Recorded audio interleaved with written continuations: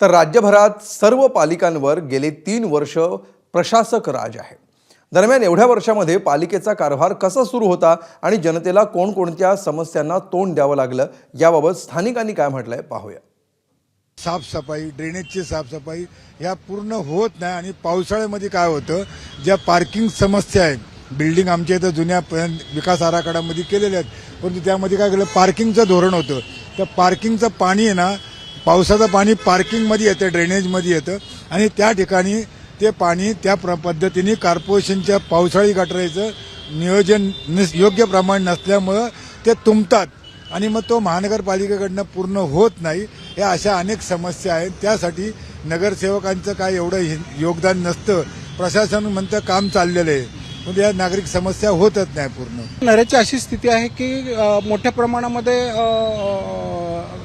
काय म्हणतात त्याला अतिक्रमण आहे दुकानदारांचं आणि रस्ते खड्डे सुद्धा खूप आहेत, त्यामुळे खूप त्रस्त आहे। आणि दुसरी गोष्ट, आता म्हणजे पूर्वी एक म्हण होती, आपल्याकडे म्हण आहे की पावसाने झोडपलं आणि राजाने मारलं तर तक्रार कोणाकडे करायची।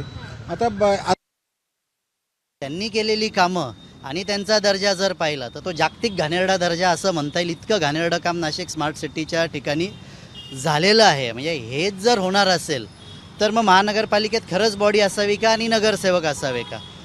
आज कपडे बदलल्या पद्धतीने लोक पक्ष बदलत आहेत, मग तुमची बांधिलकी कशाशी आहे? शहराशी आहे, कामांशी आहे का स्वतःशी आहे? असा प्रश्न अलीकडे नाशिककरांना पडायला लागलेला आहे। स्मार्ट जे झालेले आहेत त्या स्मार्ट झालेल्या लोकांनी नाशिकच्या फक्त त्यांच्या आजूबाजूचा परिसर त्यांनी स्मार्ट केलेला आहे। सर्वसामान्य माणूस अजूनही खड्ड्यात आहे।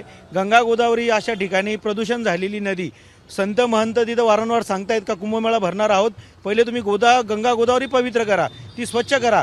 तिच्याकडे लक्ष न देता ही लोक फक्त आता येणारा जी प्रभाग रचना झालेली आहे फक्त इलेक्शनवरती फोकस ठेवत आहे।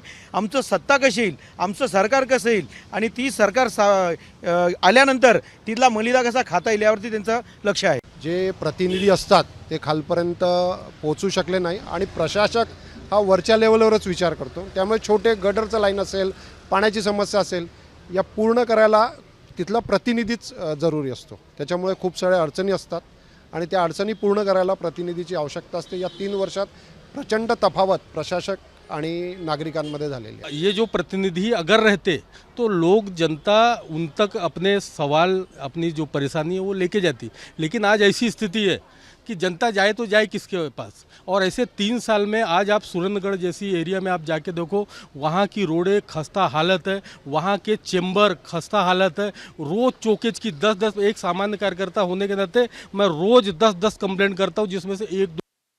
तर नगरसेवक सभागृहात असते तर त्या पाण्याच्या कामाच्या बाबतीत पाठपुरावा त्यांनी केला असता, त्याची माहिती त्यांनी घेतली असती, सभागृहात त्या योजनेच्या बाबतीत अनेक प्रश्न विचारले असते आणि निश्चितच त्याच्यातून त्या कामाला गती मिळाली असती आणि ते काम कदाचित पूर्ण होऊ शकलं असतं।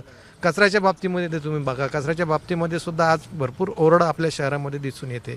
तर कचऱ्याच्या बाबतीतही नगरसेवकाच्या माध्यमातून जनतेच्या भावना सभागृहात जर पोहोचल्या गेल्या असत्या तर कदाचित काम करण्याची त्यांची पद्धत आणि स्पीड दोन्ही सुद्धा वाढली असती। एबीपी माझा, उघडा डोळे बघा नीट।